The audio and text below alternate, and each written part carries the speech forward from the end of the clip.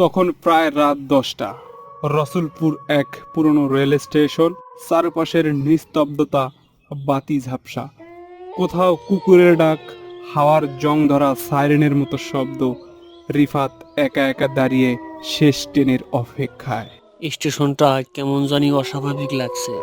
সব দোকানপাটও বন্ধ দেখছি, কাউন্টারেও তো কেউ নেই। কি অদ্ভুত একটি অনুভূতি হচ্ছে, বুকটা যেন কেমন ভারী হয়ে উঠছে। হঠাৎ কোথা থেকে যেন এক বৃদ্ধ লোক এসে হাজির হলেন। পরনে সাদা ধুতি, চোখে অদ্ভুত আলো আর ঠোঁট কাঁপছে।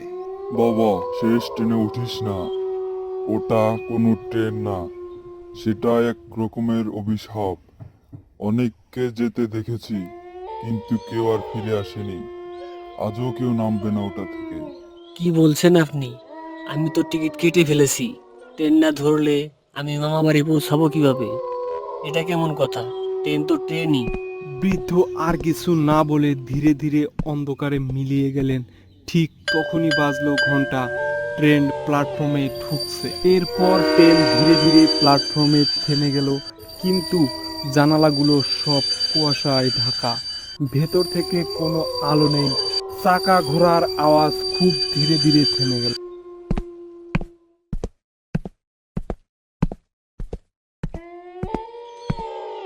চলো, দেরি করো না, এইটাই শেষ ট্রেন। আজকে আর ট্রেন আসবে না, সময় মতো উঠে পড়ো। কিন্তু আপনি তো এখানে ছিলেন না। আমি পুরো সময় একা দাঁড়িয়েছিলাম এখানে। আপনি এখানে এলেন কোথা থেকে? আমি সব সময় থাকি, যারা দেখে না সেটা তাদের চোখের দোষ। এরপর রিফাত ট্রেনে ওঠে। ভিতরে অনেক মানুষ, কিন্তু সবাই চুপচাপ। কারো মুখ স্পষ্ট নয়, যেন ছায়া, যেন কুয়াশার শীতল হাওয়া বইছে ভিতরে, কিন্তু জানালা বন্ধ। হ্যালো, কেউ কি শুনতে পাচ্ছেন? আমি কারোর সাথে একটু কথা বলবো। তুই তো নিজেই এসেছিস এখানে, এখন আর কোনো ফেরার পথ নেই। দ্রুতগতির ট্রেনে রিফাত জানালা দিয়ে বাইরে তাকায়। প্ল্যাটফর্ম একই রকম রয়ে গেছে। ট্রেন তো চলছেই না, কিন্তু বাইরের দৃশ্য বারবার ঘুরে আসছে। কেউ কি আছেন? এই ট্রেনটি থামান, আমি নামতে চাই। কেউ শুনছেন না কেন? আমি তো চলন্ত ট্রেনে উঠিনি। রিফাত দৌড়ে ট্রেন থেকে নামে, কিন্তু অবাক হয়ে দেখে সে ঠিক সেই জায়গাতেই ফিরে এসেছে যেখান থেকে সে উঠেছিল। সবকিছু একই, তবে হাওয়া ঠান্ডা, অন্ধকার যেন আরো গভীর।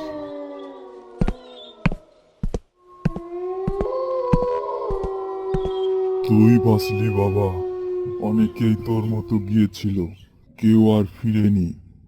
আমি 15 বছর ধরে এই ট্রেন দেখি, শেষ ট্রেন কখনো গন্তব্যে পৌঁছায় না। এই ট্রেন আসলে কি ছিল?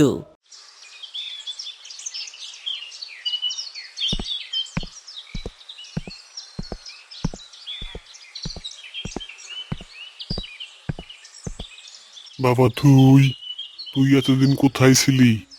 তুই তো 3 দিন ধরে নিখোঁজ। আমরা পুলিশে খবরও দিয়েছিলাম। কি বলছো তুমি 3 দিন? আমি তো মাত্র 1 ঘন্টা আগে স্টেশনে ছিলাম। স্টেশন থেকে এই মাত্র বাড়িতে এলাম। রিফাত আয়নার সামনে দাঁড়ায়, চোখের নিচে কালি, চেহারা ক্লান্তি, যেন 3 রাত ঘুমায়নি সে। পরের দিন রিফাত পুরনো পেপার ঘাঁটতে ঘাঁটতে একটা খবর পায়, 2007 সালের পুরনো একটা খবর। রাত 10টা 40-এ শেষ ট্রেন, 18 জন যাত্রী সহ দুর্ঘটনা, সব যাত্রী নিখোঁজ।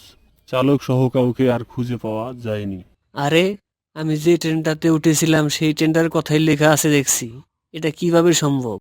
রিফাত এখনো নিশ্চিত হতে পারে না। প্রতিদিন রাত 10টায় সে প্ল্যাটফর্মে গিয়ে চুপচাপ দাঁড়িয়ে থাকে। শেষ ট্রেন কি আবার আসে, নাকি কেউ কেউ ফেরার মতো বাসেই না? লোকেরা বলে এক ছেলেকে শেষ ট্রেনে ডেকেছিল। সে ফিরেছিল বটে, কিন্তু তার একটা অংশ রয়ে গেছে ওখানে, সেই ট্রেনের ছায়ায়। ওকে মাঝে মাঝে দেখি, এক দৃষ্টিতে ট্রেনের দিকে তাকিয়ে থাকে। কিন্তু তোমরা কি জানো, সে তো মরে গেছে আরো অনেক বছর আগে। ভিডিওটি কেমন লেগেছে কমেন্ট করে জানাবেন। আর এই রকম ভিডিও পেতে আমাদের চ্যানেলটি সাবস্ক্রাইব করে রাখুন এবং আমাদের ভিডিওটি সম্পূর্ণ দেখার জন্য সকলকে ধন্যবাদ।